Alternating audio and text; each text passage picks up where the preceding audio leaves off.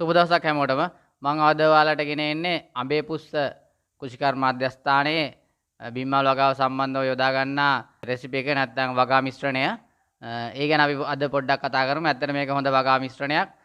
මාත් ගොඩක් වෙලාට මේ වගා මිශ්‍රණය යොදා ගන්නවා. මේ අපි ඒ ගැන පොඩ්ඩක් කතා කරමු.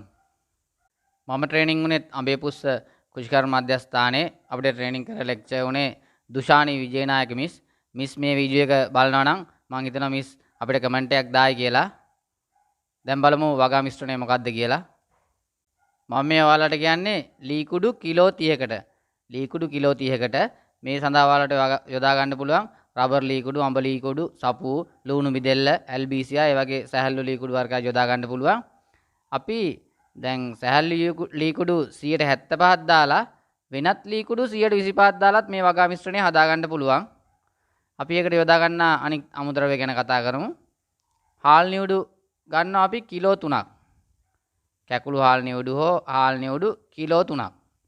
ඒකම ඒකට ධාන්‍ය කුඩු මොනවා හරි මිශ්‍ර කරගන්න පුළුවන්. ධාන්‍ය කුඩු මිශ්‍ර කරනවා නම් ග්‍රෑම් 300ක් යොදා ගන්න පුළුවන්. මේ සඳහා යොදා ගන්නවා මුං, සෝයා, කව්පි, බඩේරිඟු වගේ ඒවා කොටලා ඉවරලා ඒ පිටි තමයි මේ මිශ්‍රණයට යොදා ගන්නෙ. දැන් ඒකම අපි ඩොලොමයිට් යොදා ගන්නවා නම් ඩොලොමයිට් ග්‍රෑම් 600ක්.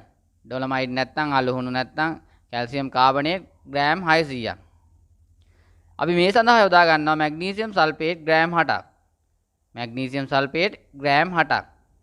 මේ හැම සියලුම දේ දාන්නේ ලී කුඩු කිලෝ 30කට.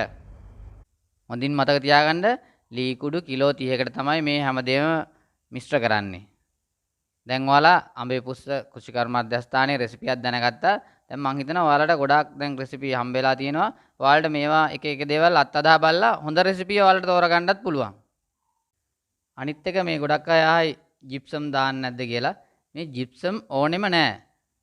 මලේ පාට වුණත් වෙනසක් වෙන්නේ නැහැ මේ ජිප්සම් දැම්මේ නැහැ කියලා. ඒ කියන්නේ ඕගොල්ලෝ එච්චර හිතන්න යන්න එපා. කලබල වෙන්න දෙයක්වත් නැහැ. අපි හොඳට ඒ ගැන පරීක්ෂණ කරලා මේ මමත් බිම්මල් හදන කෙනෙක් ඉඳලා මම මේ වගකීමෙන් ඔයාලට කියන්නේ.